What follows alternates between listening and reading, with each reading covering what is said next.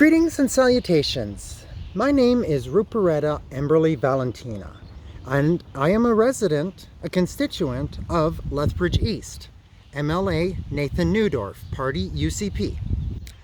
And this is my declaration of intent. Danielle Smith, Premier Danielle Smith, I accept your nonverbal declaration of war.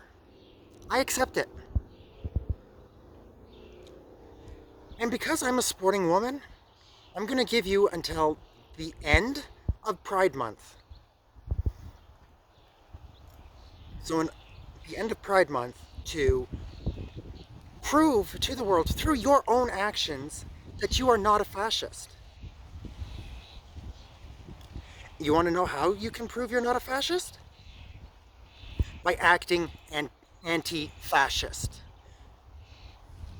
By basically reversing all the laws that you passed using the notwithstanding clause,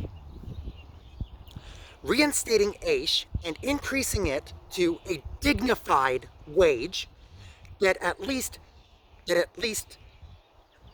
competes with the cost of living in Alberta.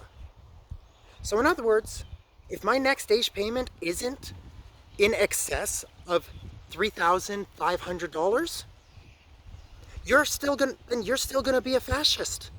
Because if it looks like a duck and acts like a duck, it's gotta be a duck.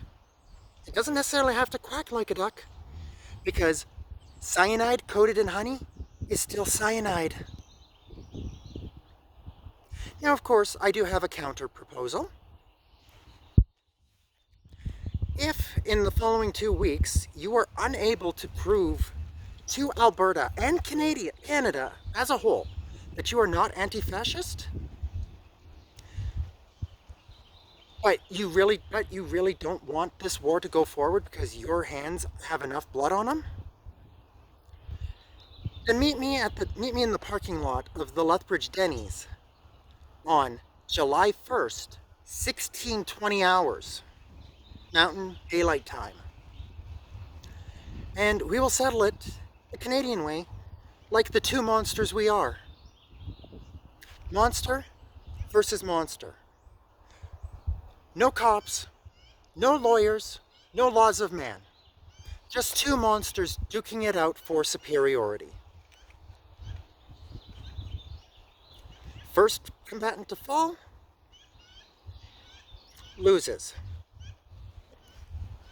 If you lose to me, not only will you have to reverse all the laws that you have passed while you were in office, but you are to call a snap election. First and foremost, call a snap election. Disband the UCP. Permanently resign from politics and forfeit all future pay from your time in office. Because $15 billion to an Australian coal corporation that's not even going to spend it in Alberta, much less in Canada? Get real, Smith. I see your actions, and I understand and actions have consequences. Actions have always spoken louder than words. That's why stuff like compassion, charity, are cardinal virtues. Heavenly virtues, divine virtues. You call yourself a Christian, and yet you indulge in the 7 deadly sins left, right, and center. How can you run a Christian state if you're constantly sinning? I await your reply. And remember, July 1st, this war starts. Because I accept your declaration of war.